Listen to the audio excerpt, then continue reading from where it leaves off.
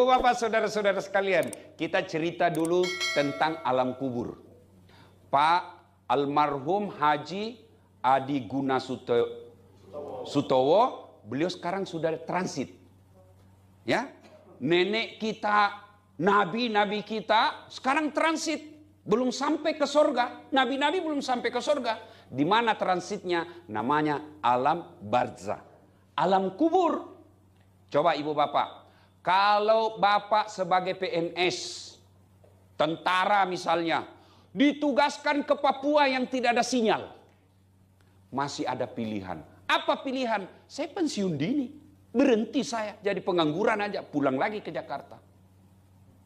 Bapak dagang ke Jawa, ke Solo misalnya, ternyata sampai di Solo tidak ada nyamannya, balik lagi ke Betawi jadi pengangguran, tidak ada masalah. Bapak kirim ke Kalimantan bekerja, cari nafkah, ternyata sampai di Tarakan tidak ada nyamannya di sana, pulang lagi bapak ke Jakarta, masih ada pilihan.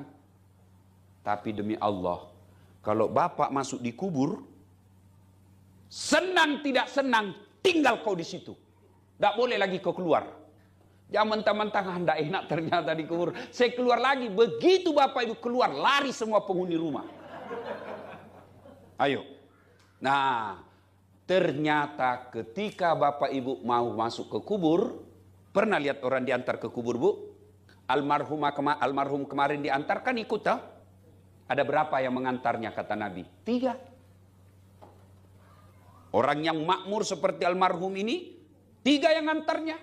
Apa yang mengantar 3 itu? 1, keluarga. Datang sama saudara, datang karib kerabat, datang orang yang pernah beliau bantu. Tapi demi Allah, begitu masuk di kubur, apa ada yang mau masuk temani? Apa ada yang mau masuk temani? Meskipun bapak banyak utang budi sama beliau, begitu masuk kubur, apa boleh buat? Pak, tinggallah bapak sendiri. Nih, ibu-ibu nih, yang sudah muka-muka sakaratil maut. Ibu kalau meninggal nanti, Bu, apa? Suami mau ikut? Hah? Meskipun dia bilang aku akan kemanapun pergi, aku akan mengikutimu, pret, bohong. Begitu ibu meninggal, matanya menangis sebelah kanan, yang kiri yang mana gantinya? Beda ibu-ibu. Kalau ibu-ibu wafat suaminya, nangis sampai siap menjanda sampai akhir hayatnya. Tidak sedikit ibu-ibu wafat suaminya, pingsan istrinya. Iya toh? Tapi saya belum pernah melihat ada bapak-bapak yang pingsan karena meninggal istrinya. Nggak ada, Pak. Paling dia berduka 3 bulan, setelah itu cari lagi, men. Ya saya juga ditanya istri saya, mamanya cek di rumah, Ustadz, jadi kalau saya meninggal nanti, Ustadz kawin lagi? Ya iyalah. Tega betul. Bukan soal tega, siapa yang ngurus saya? Kamu ngurus amalmu sekarang, dia kubur. Nggak ada lagi kata cemburu. Jangan ibu pikir basuh bangun dia cakar-cakar naik. Oh enggak, Bu, ditumbuh lagi sudah kalau mau ibu keluar. Nah, yang kedua, yang mengantar kita ke alam kubur setelah karib keluarga, apa? Harta. Keluar semua mobil. Keluar semua kita punya kekayaan, motor, mobil, ngantar semua. Begitu masuk di Kalibata, mobil tidak masuk. Jangankan mobil, kaos kaki aja tidak boleh kita pakai. Apa yang kita bawa? Kain kafan. Tahu kan ibu-ibu kain kafan? Kain paling murah. Mana ada orang wafat, orang kaya dikasih pakai kain sutra? Enggak, kain kafan. Apa parfumnya? Bulgari? Bukan. Angelman? Bukan. Apa parfumnya? Kapur barus. Nih, muka kita yang cantik-cantik nih, sabunnya aja 3 macam, lain untuk ketek, lain untuk baju, lain untuk wajah. Iya toh, begitu ibu meninggal, cacing punya urusan itu pipimu yang mulus. Jangankan masuk kubur, masih hidup aja orang jijik dengar kita. Coba lihat kalau orang meninggal.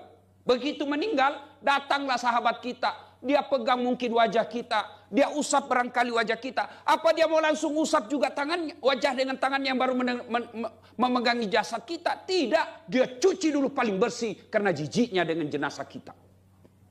Nah, apa yang kita mau banggakan? Mati, Bu. Tidak bawa harta. Jangan mentang-mentang dia kaya. Masukin deh VCD Bapak di dalam. Supaya dia bisa online. Pret. Tidak bisa lagi. Harta ditinggal. Nih rumah beliau. Dari tadi saya lihat-lihat besar betul. Untung istri saya tidak minta dibikinkan rumah kayak begini. Kalau istri saya minta kayak begini. Ya kan ibu-ibu kan biasa begitu. Pak ganti gorden. Pak ganti tempat tidur. Ganti lemari. Ya boleh sekalian saya ganti kau. 3 yang mengantar. Apa itu? Amal. Inilah yang mengantar kita.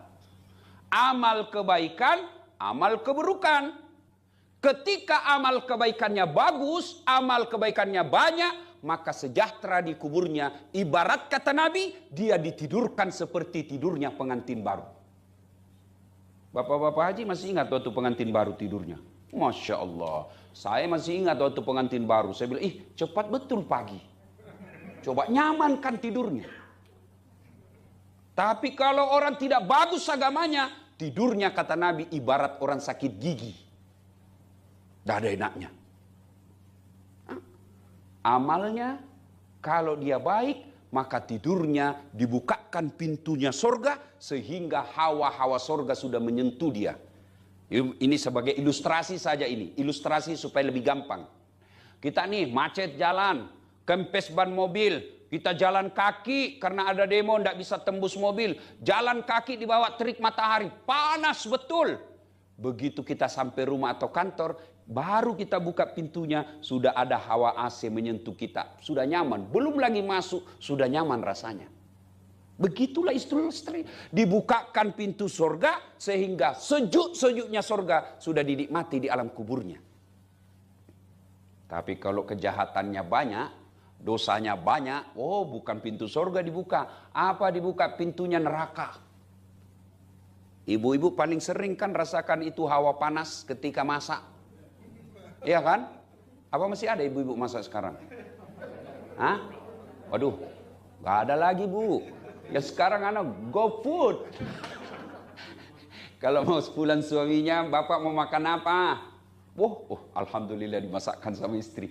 Ternyata GoFood, macam-macam masakannya, bukan lagi istri yang memasak. Bu, apa berdosa kalau istri tidak masak? Tidak berdosa Ibu, kalau suaminya ridho. Tapi apa bekal Ibu masuk surga?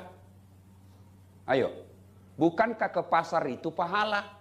Langkah kaki kanannya kalau dia pergi masak, kalau dia mau untuk mengurus suami istri, suami dan anaknya, kaki kanan 1 pahala, kaki kiri 1 pahala, menjinjingnya 1 pahala, keringatannya pahala, capeknya pahala. Jadi banyak pahala, gorengnya pahala, kena apinya pahala, kena minyak panasnya pahala. Berapa pahala untuk bikin nasi goreng? Tapi kalau itu semua dibeli, maka suami yang dapat pahalanya. Kenapa? Karena suami yang punya duit belikan, ibu kasih duit. Maka kalau ibu mau punya amal untuk dikubur, yuk servis rumah tangga, beramal. Nah sudah masuklah, sudah dalam kubur. Nah begitu sudah masuk kubur, kembalilah pengantar. Ya kan?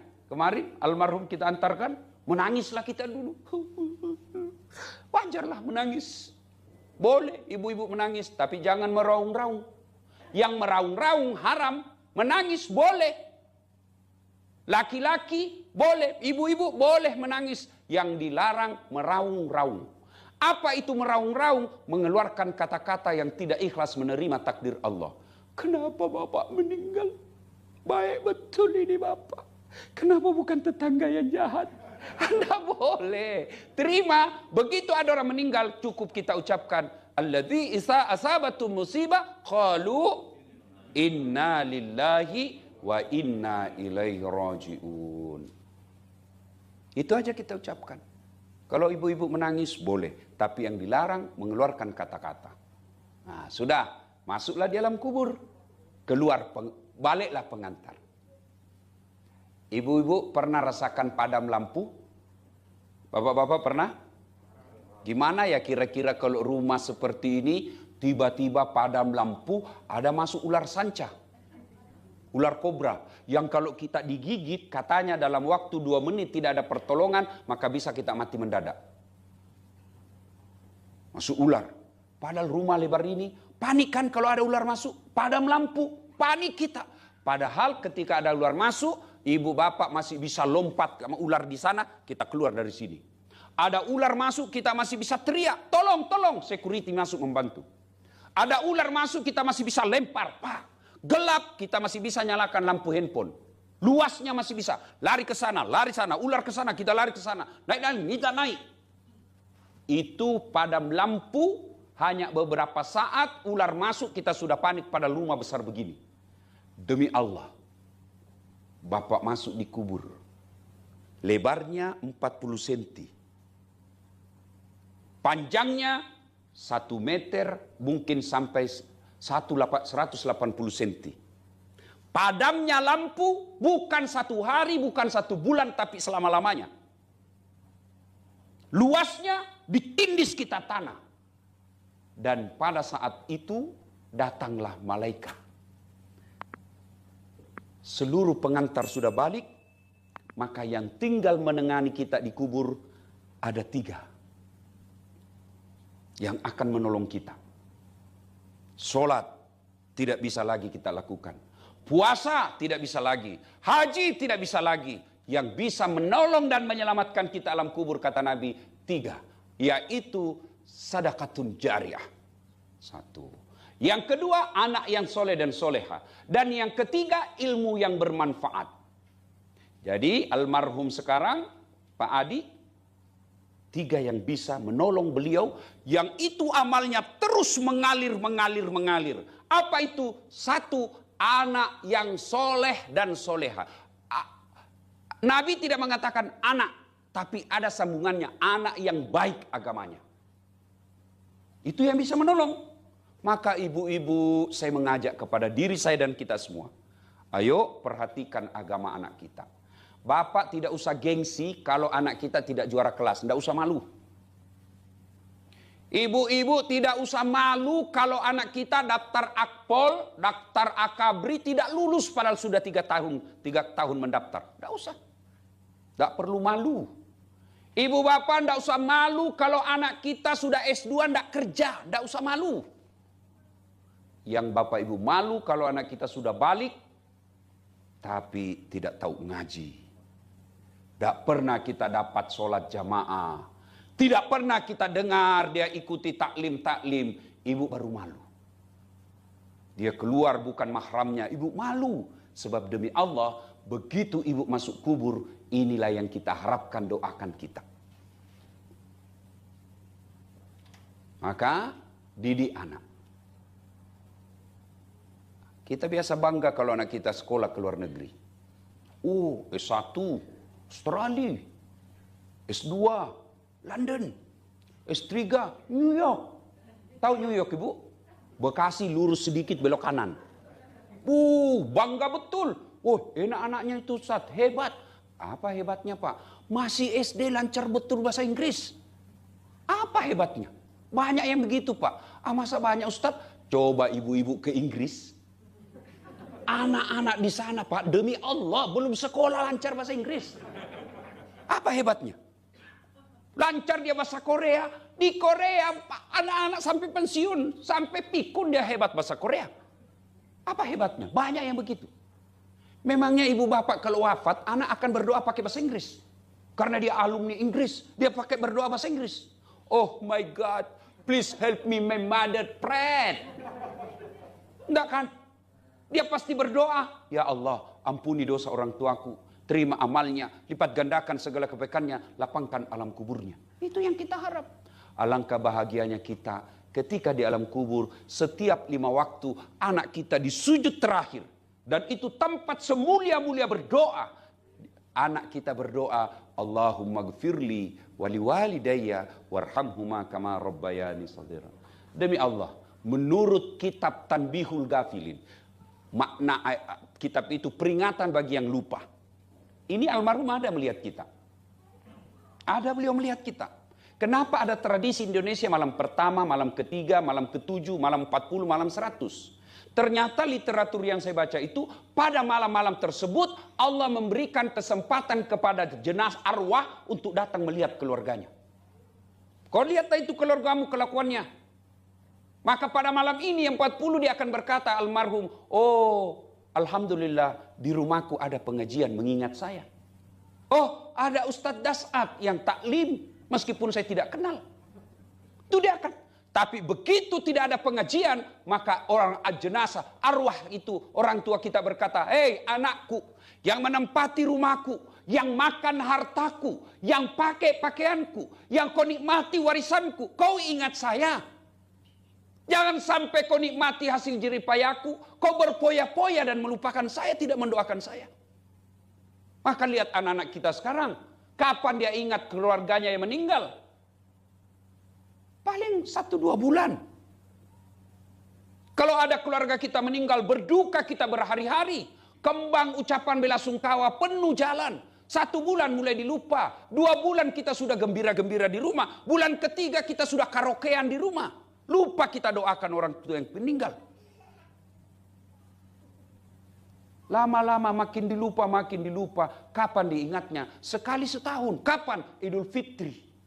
Ziarah kubur, itu pun bukan dia yang doakan. Siapa yang disuruh doa? Orang-orang yang ada di kuburan. Dia hanya datang update status. Hai guys, ziarah kubur guys. Kita ketawa karena kejadian itu kan. Anak kita bukannya mendoakan. Dia suruh foto. Ayo foto ya. Kabur. Ulang. Ya, dari depan. Dia pura-pura siaran. Bukannya didoakan, Pak. Dia hanya update status. Ini kalau anak kita tidak dididik dengan agama dengan baik. Demi Allah, kekayaan akan kita tinggal. Tapi yang bisa menolong kita ketika dikubur, anak yang soleh dan soleha. Maka mohon maaf ribu maaf kepada ahli warisnya, anak-anaknya, anak mantunya, jangan lupakan almarhum. Gimana caranya? Setiap saat begitu Bapak ingat, begitu lewat di pekerangan tiba-tiba terbersit dalam hati kita, oh ingat Abah, oh ingat Bapak. Langsung kirimkan Fatihah. Jangan cuma katakan, mirip betul bajunya Bapak. Jangan cuma bilang begitu. Begitu ingat, langsung spontan di tempat itu bacakan Fatihah. Lagi di kendaraan, tiba-tiba kita lihat mobil yang mirip dengan mobil bapak kita yang sudah arwah, langsung kirimkan Fatihah. Bahasa Indonesianya, saya niat kirimkan Fatihah kepada Rasulullah Muhammad SAW, saya ikutkan roh bapak saya, sebut namanya Al-Fatihah. Tuh, anak yang soleh dan soleha. Maka ibu-ibu, didik anak kita. Pelihara anak-anak kita. Tidak mengapa Bapak memanja materi anak-anaknya. Tidaklah sesat kalau Bapak Ibu menyekolahkan ke luar negeri tinggi-tinggi. Tapi Bapak Ibu keliru kalau tidak memperkenalkan agama kepada anak-anak kita. Anak-anak orang kaya sekarang kan fasilitasnya penuh Pak. 1 anak 1 kamar. Di dalam kamar ada TV-nya. Di dalam kamar dia bisa online. Di dalam kamar ada kulkasnya. Di dalam kamar masukkan pembantunya makan. Akhirnya anak kita tidak pernah ketemu dengan saudaranya. Akhirnya dia bersaudara tapi tidak punya ikatan emosi yang baik. Jangan heran meninggal bapaknya. Mengadu dia di pengadilan gara-gara warisan. Sebelum saya ke sini tadi selesai sholat subuh, sholat maghrib. Assalamualaikum warahmatullahi wabarakatuh. Selesai berdoa. Saya lihat di TV ada ibu dengan anak berperkara di pengadilan gara-gara rumah warisan. Nih, hati-hati. Maka ibu-ibu didik anak. Ya, bapak ibu tidak usah cemas kalau anaknya jelek mukanya. Yang penting akhlaknya baik. Gak ada orang nanti masuk neraka. Kenapa masuk neraka? Mukaku jelek betul Tuhan. Kenapa masuk surga? Cakep. Follower saya 3 juta. Enggak. Yang membuat kita masuk surga adalah amal-amal kebaikan. Dan amal kebaikan tidak perlu lihat gagah, populer atau tidak. Yang kedua, yang bisa menolong kita ketika sudah masuk kubur adalah harta yang telah kita sedekahkan. Nih, ibu-ibu nih. Mohon maaf ibu, yang banyak cincinnya ini punya berlian emas, Kira-kira kalau ibu wafat siapa yang pakai itu, Bu? Anak? Bukan, istri kedua. Pasti kawin lagi bapaknya tuh. Dikasih. Iya tuh. Maka ibu-ibu daripada dipakai istri kedua, mending sedekahkan sekarang. Serius, apalagi yang sudah 60 tahun ke atas. Daripada dinikmati istri muda, mending kirim sekarang. Jangan berharap nanti dikirimkan anak. Jangan, lebih sekarang. Iya kalau anak kita baik. Ya anak kita baik, tapi dia takut sama istrinya. Ada kan kejadian begitu. Anaknya kasihan mau sumbang untuk bapaknya. Ayolah, kita bangunkan masjid bapak kita. Ada tanah ini. Ya kita wariskanlah untuk bapak kita. Memang ini ahli waris kita punya. Tapi sudahlah, kita kirim saja untuk bapak kita. Jadikan dia masjid, wakaf untuk panti asuhan. Oh, datang istrinya. Apa? Bapakmu terus. Itu anakmu juga mau. Bapakmu aja terus. Langsung dia bilang suaminya, ya sudahlah kalau begitu. Ada begitu di sini. Suami takut sama istri. Ada. Berhenti bapak jadi laki-laki. Benar, Pak. Ngamuk Ustadz, ngapain dia kalau ngamuk? Marah Ustadz, dia pecahkan piring, pecahkan 1 lusin. Dia pecahkan gelas, pecahkan 2 lusin. Kenapa? Piring, gelas boleh dibeli. Harga diri sebagai suami tidak boleh diinjak-injak istri. Takbir.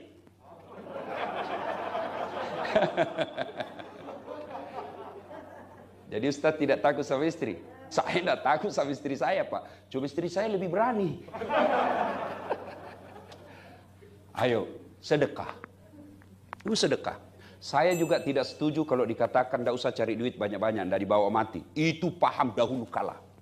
Kalau saya cari uang banyak-banyak, bawa mati. Gimana caranya? Transfer sebelum wafat. Alangkah bahagianya almarhum di dunia punya rumah mewah seperti ini. Punya kendaraan mewah beberapa unit. Dan di akhirat pun di kuburnya dinikmati itu semua. Alangkah sialnya kita. Dari pagi sampai sore, bahkan sampai malam kurang istirahat. Cari duit. Begitu kita meninggal, kita dikubur tersiksa karena tidak punya perhiasan kita untuk dinikmati di kubur. Nauzubillah. Bersedekahlah. Dan demi Allah, tidak ada orang bangkrut gara-gara sedekah. Saya mau bersedekah Ustadz. Sedekah ibu tidak selamanya materi. Sedekah tidak selamanya duit. Sedekah sesuai dengan kemampuan dan keahlian kita. Saudara-saudaraku, para selebgram, para YouTuber, sedekahlah dengan apa followermu itu. Jangan bikin konten yang menyesatkan anak bangsa. Biar buka undangan, di-share-kan juga. Untuk apa semua itu? Oke lah, bikinlah konten-konten dalam sehari 5 yang kau post. 5 yang kau sebarkan, jadikanlah 1 sebarmu itu untuk kehidupan akhiratmu. Sebarkan itu 2 juta, 5 juta, 7 juta kau punya pengikut. Bayangkan kalau kau sebarkan 1 konten dakwah, 10.000 saja yang paham dengan itu dan diamalkan, itulah sedekahmu. Itu apa sedekah? Untuk apa posting-posting yang tidak ada faedah untuk kehidupan akhirat kita? Dan demi Allah, semua postingan-postingan yang berhalangan dengan agama, maka kita akan tanggung jawab dunia sampai akhirat. Itu agak berat. Ketika kita tobat masih beredar itu yang tidak beres, maka selama itu dapat kiriman dosa. Nah, ibu bapak, saudara-saudara sekalian, sedekah. Yang ketiga, yang bisa menolong kita ketika dalam kubur, ilmu yang bermanfaat. Maka ibu-ibu kalau dapat video-video pendek ceramah, sebarkan. Orang mau amalkan atau tidak, orang balas kita katakan, so alim loh. Tidak ada urusan, yang penting sebarkan aja. Ilmu yang bermanfaat, itu adalah yang akan menolong kita dalam kubur. Nah, sudah dalam kubur, ternyata ada mereka yang menyesal setelah masuk di alam kubur. Siapa mereka yang menyesal? 1, al-mutakhawilu bis shalah, yang menganggap enteng sholat. Demi Allah ibu, biar ibu haji 2 kali. Umroh sekali setahun pergi umroh. Bahkan orang temannya pun dia umrohkan. Ramadan tidak ada lepas puasanya. Selesai Ramadan pun dia kadang puasa Syawal. Tapi tidak sholat, tidak ada semua gunanya. Saya kadang-kala lihat heran. Ada ibu-ibu bapak, puasanya lengkap pak. Tidak ada lepas puasanya. Tapi tidak sholat. Tidak ada gunanya itu. Bangun masjid 1 unit tapi tidak sholat, tidak ada gunanya. Ketika masuk di kubur, inilah orang pertama menyesal. Mereka yang menganggap enteng sholat. Kenapa? Karena yang pertama kali diperiksa nanti sholat. Seluruh pengantar balik, maka datanglah malaikat pencatat penanya di alam kubur. Pertama ditanya, "Marabuka, siapa Tuhanmu?" Kalau bapak ibu bagus sholatnya, sholat akan menjawab, "Allahu Akbar." Wah, malaikat geleng kepala, wih, hebat ini. Barusan saya dapat. Ditanya lagi, "Man nabiyuka?" Siapa nabimu? Sholat kita menjawab lagi, "Ashhadu alla ilaha illallah wa ashhadu anna Muhammadar Rasulullah." Mungkar tambah heran. Wih, tambah hebat ini orang ini. Kir. Nakir. Kau maju Nakir. Kau yang lanjutkan. Kan ada 5 pertanyaan itu. Kata Nakir, sedangkan kau mundur Mungkar. Saya ini cuma wakil. Sudahlah. Malaikat Mungkar Nakir naik melapor ke aras Allah. "Ya Allah, ada hambamu wafat. Saya tanya, man rabbuka?" Dia jawab, "Allahu Akbar." Allah berfirman, "Oh, Mungkar Nakir, itu bukan dia yang jawab. Bukan Dasat yang jawab itu. Siapa yang jawab? Solatnya. Karena dia baik solatnya, tidurkan dia untuk menunggu hari kiamat. Seperti nikmatnya tidur pengantin baru. Semua aman." Itu kalau solat beres. Tapi kalau tidak beres solatnya, datang malaikat, dia bawa itu godamnya Pak. Palu-palunya. Itu ada kitab saya baca, itu godamnya, palu-palunya Mungkar Nakir Pak. 7 kali beratnya dunia dan isinya baru sama. Datang malaikat, dia bilang, "Sudah lama saya tunggu kau. Kaulah yang paling banyak ceramahnya, ceritanya kalau Ustaz Dasat ceramah." Begitu ditanya, "Marabuka, siapa Tuhanmu?" Kaget. Tunggu dulu, orang baru datang. Ini malaikat aja dia mau debat Pak. Ini bahasa Indonesia yang suka berdebat Pak. Ya coba, ini bahasa Indonesia kan paling susah diurus. Waktu ada vaksin dulu, waktu awal-awal COVID, kan netizen geria, "Mana vaksin? Habis duit 600 sampai 700 triliun. Mana vaksin? Mana vaksin?" Begitu datang vaksin, apalagi dia bilang, "Ini tidak asli. Ini palsu. Dibuktikan sama BP POM. Ini asli." Dia bilang lagi, "Tidak halal. Sudah dibuktikan sama MUI. Ini halal." Dia bilang, "Jokowi dulu dong yang disuntik." Sudah disuntik Jokowi, dia bilang lagi, "Tidak masuk jarumnya." Sudah masuk jarumnya, dia bilang, "Pasti vitamin C." Sudah lagi kita vaksin, dia tempel-tempel lagi. Aduh, bingung saya lihat ini. Apa maumu ini semua? Suka sekali berdebat. Maka dikubur pun malaikat dia mau debat. Auzubillah min dzalik.